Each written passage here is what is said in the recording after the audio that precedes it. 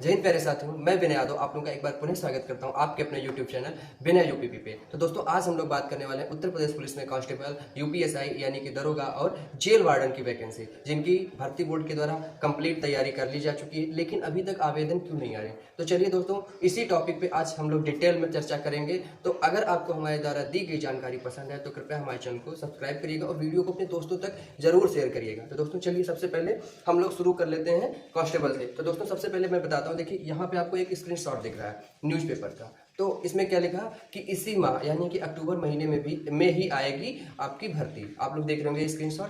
तो अब इससे क्या होता है, इससे ये प्रतीत होता है कि भाई जो न्यूज़पेपर वाला है ये एकदम श्योर है, न्यूज़पेपर वाला जो है वो श्योर है और आपको भी श्योर करना चाहता है कि इसी महीने मतलब भर्ती आएगी, क्योंकि उसने आपको डेट दे दी, एक टाइम दे दिया।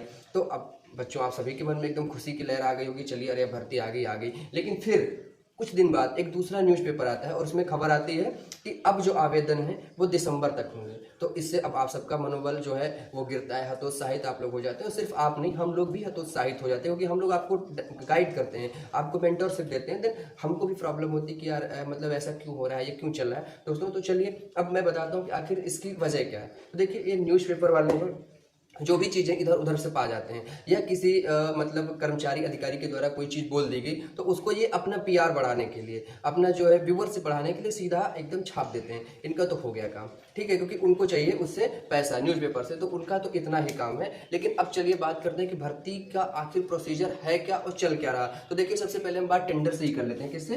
टेंडर से अगर हम बात करें तो देखिए कभी भी इतने टेंडर एक साथ नहीं निकालेंगे कि एग्जाम का टेंडर हो, फिजिकल का हो और ओटीआर का टेंडर, इतने टेंडर एक साथ कभी नहीं निकालेंगे। पर इस बार निकाले जा रहे हैं। क्यों? क्योंकि भर्ती बोर्ड ने कहा था कि हम इस बार एग्जाम कैलेंडर जारी करेंगे। हालांकि मुझे नहीं लगता कि अभी भर्ती बोर्ड के पास उतना टाइम है कि वो एग्जाम कैलेंडर जारी कर सकें, बट फिर भी अगर उन्होंने कहा है तो वो सोच रहे होंगे कि इतने सारे जो टेंडर हैं वो एक साथ में इनको निकलवा के और उनको फाइनल कर लूँ, ताकि जब मैं अपना कैलेंडर जारी करूँ तो इससे हमारे सामने ये प्रॉब्लम्स ना आए कि अभी मैंने डेट तो दे दी कि इस डेट को फिजिकल कराया जाएगा, लेकिन उस टाइम हमारे पास कंपनी ना हो, हमारे पास फिजिकल कराने के लिए कंपनी ही ना हो, या हमारे पास ओटीआर कराने के लिए कंपनी ही ना हो। अब ओटीआर का सीन ये है दोस्तों कि आप एक बार यहाँ पे अपनी डिटेल्स फिलअप कर देंगे, जैसे कि यूपीएससी में होता है या यूपीपीसीएस में होता है। उसके बाद आगामी जितनी भी परीक्षाएं आएंगी वहाँ पे आपको बार बार फॉर्म भरने की जरूरत नहीं पड़ेगी। वही आप अपना पासवर्ड डालेंगे, वही रजिस्ट्रेशन नंबर डालेंगे और उसके बाद आगे प्रोसीड करेंगे और वहाँ से आप अपना जो एडिशनल एजुकेशनल क्वालिफिकेशन होगी उन्हें ऐड करेंगे, फीस कटवाएंगे और आपका फॉर्म सबमिट हो जाएगा। दोस्तों ये आपका टेंडर का सिस्टम है। अब एग्जाम का टेंडर और फिजिकल, देखिए सबसे ज़्यादा फंसती ये चीज़ें वो एग्जाम के टेंडर में ही फंसती हैं, क्योंकि ये थोड़ा सा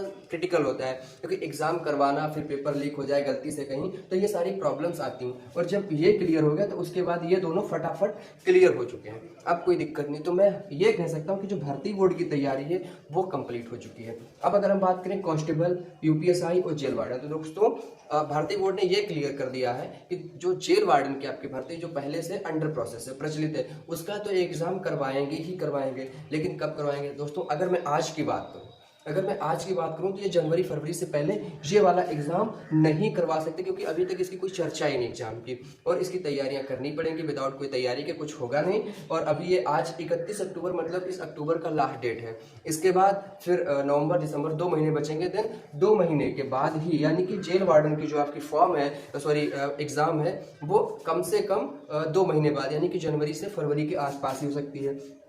अब अगर हम बात करें कांस्टेबल की, तो देखिए भर्ती बोर्ड के द्वारा तैयारी कंप्लीट की जा चुकी है और वो ये तो कंफर्म है कि सबसे पहले ओटीआर का ही टेंडर जाए, मतलब ओटीआर ही रिलीज करेंगे, वन टाइम रजिस्ट्रेशन, और उसके बाद में फॉर्म। या हो सकता है जैसे कि भी आपका आरओ चल रहा है तो वहाँ पे आपका फॉर्म और ओटीआर एक साथ चल रहा है, कि ओटीआर कोई अलग प्रोसेस नहीं है, बस आपका रजिस्ट्रेशन जो कि आप फॉर्म भरते वक्त करते हैं वही तो ओटीआर है। तो ये कर सकते हैं। तो कांस्टेबल और यूपीएसआई की वैकेंसी जो है वो आपकी कांस्टेबल की वैकेंसी के साथ है, सॉरी उसके बाद आएगी। यूपीएसआई की वैकेंसी कांस्टेबल के बाद आएगी और 100% आएगी। देखिए वैकेंसी जो है ये 100% आएंगी। लेकिन अभी अगर आपसे धैर्य नहीं रखा जा रहा, अगर अभी आप लोग परेशान हैं बहुत ज़्यादा, तो आप एक एसएससी एसएससी जीडी की तरफ से एक भर्ती निकाली जा चुकी है, जिसका 24 नवंबर से फॉर्म पड़ रहा है और ये लगभग में 75,000 से ज्यादा भर्ती, 75,000 से ज्यादा पोस्ट है।